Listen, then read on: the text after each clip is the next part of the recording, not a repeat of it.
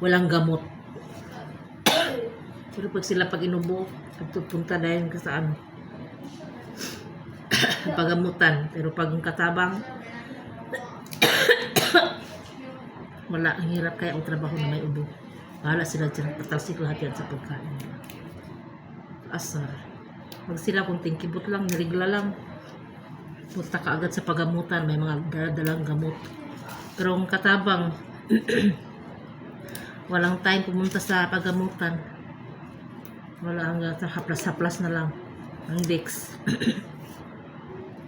Walang ano, magandang gamot. Yan ang realidad dito, guys. Mga katabang.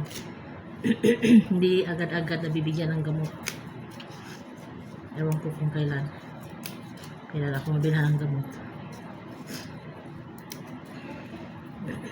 Hirap ang trabaho ng may ubo, sipon.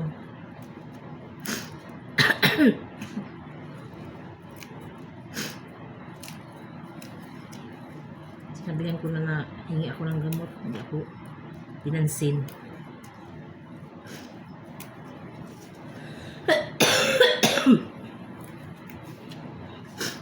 Dala pa nitong saluyot na busisi. Gasan ko pa ito ng matagal, tapos i-blender ko pa ito. Hindi pa ako nakagawa ng ano, sa fasting na pagkain.